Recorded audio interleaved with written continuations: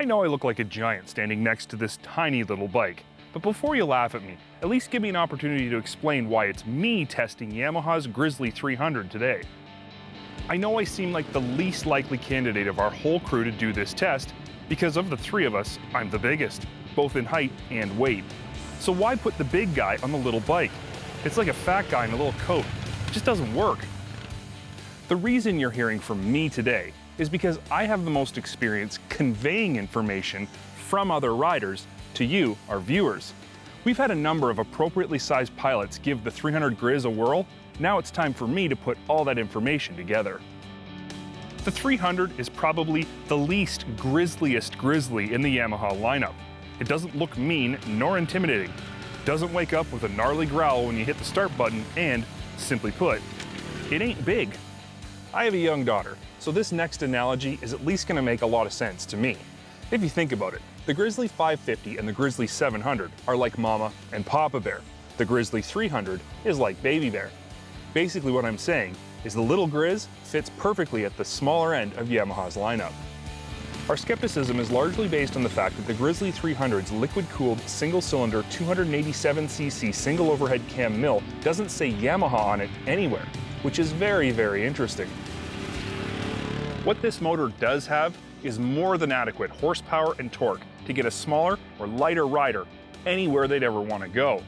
Every one of our test riders loved it, and I have to admit, even after my ridiculous test ride, even I was impressed.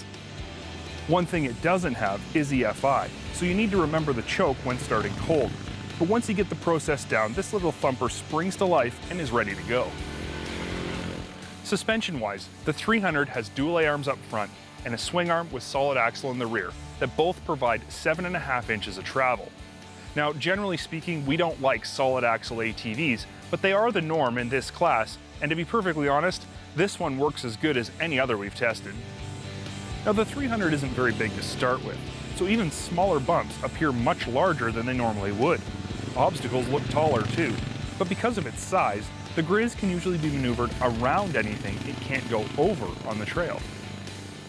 Again, in this class, 4x4 is not the norm, so we're not surprised that it's missing from this vehicle. On top of that, the little Grizzly isn't designed to go places you can only get to with four-wheel drive. With that said, all of our test riders were very impressed with the places it could take them. Ergonomically speaking, I can only comment on what I've heard from our appropriately sized test riders in terms of comfort and layout. To say I feel cramped on this thing would be a huge understatement. According to our riders, for a driver of smaller proportions, the Grizzly is not too big and it's not too small. According to them, and to quote Goldilocks, it's just right. Switchgear is all accessible with an average size thumb. The throttle's not overly heavy, and the easy-to-shift high-low neutral reverse gearbox is mated to a CVT transmission, so you'll never have to think about shifting gears. What good is an ATV without racks?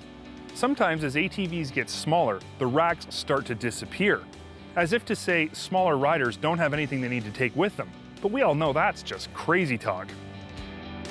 Steel front and rear racks can hold up to 145 pounds combined, which is very likely more than the average Grizzly 300 rider will weigh, so that's pretty impressive. A decent set of 22-inch tires are wrapped around steel wheels, hydraulic brakes can be found front and rear, and nice wide fenders and full floorboards keep your feet in and the mud out.